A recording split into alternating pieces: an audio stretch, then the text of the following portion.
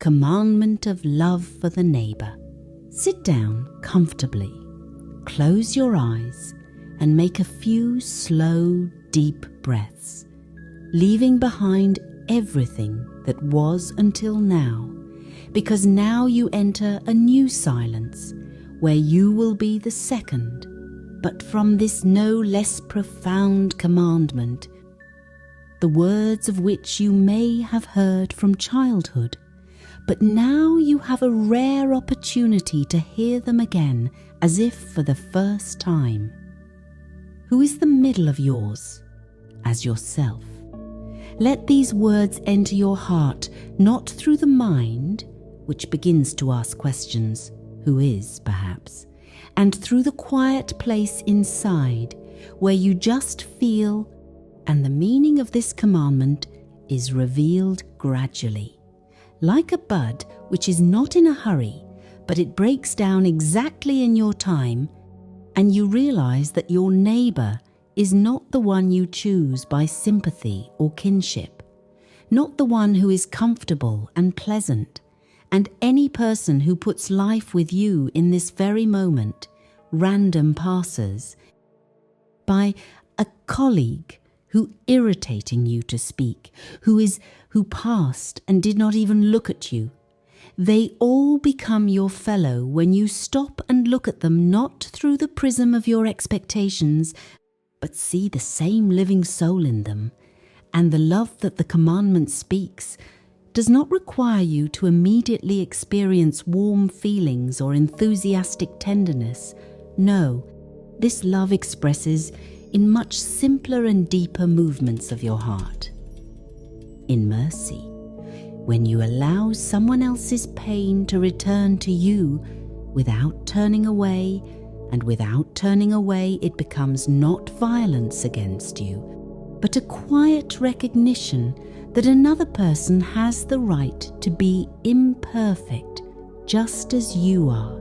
and in forgiveness, which does not await justice and does not require apology, but is born from within as an act of your own freedom, and in aid that may be quite invisible to the world, but huge in its significance for those who need it. And when you read these lines, you can now imagine that you are just hold his image in his heart without struggle,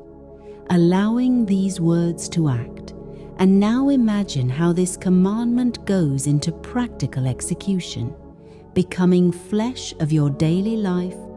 And this execution begins with the smallest, with a firm intention not harm anyone, nor a word, nor a matter, because you already realize that every harm done to another you do and yourself,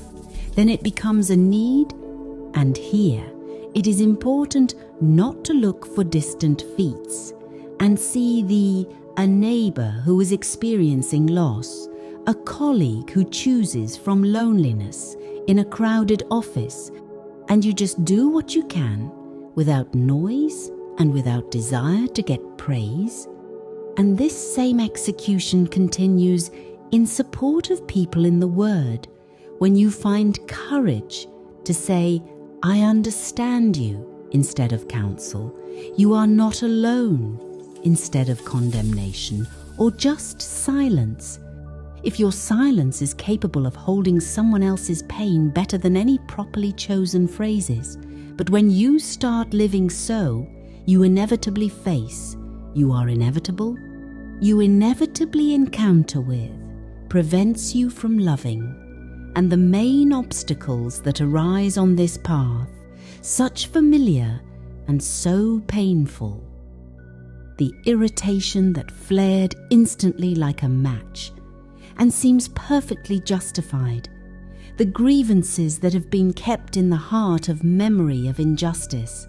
and the pride that whispers you that you are better than you have the right to judge, that others must change before you can love them. And now, in silence of this meditation, you can simply admit these obstacles within yourself without denying them, and watching them gradually lose their power when you start to overcome them with those simple means that for centuries are given to those who sincerely want to learn love. Remember your own mistakes, and then you will be harder to condemn another because you know your own weakness and how often you need forgiveness. Pray for people, especially for those who are unpleasant to you, because prayer for a person is mysteriously changing your heart, making it more broad and capable of holding even whom you before learned to forgive. Starting with small, releasing small grievances today, so that tomorrow your heart is capable of more. And now, when you read these lines, stay for a while in this silence, feeling the commandment of love for the neighbor ceases to be external text written in the haircut or in the book and becomes the inner law of your own heart. Because you have already fulfilled it now that you have stopped. What you have thought, what you have allowed this to touch you to the heart, is open to the one who will be near when you open your eyes and return to the world.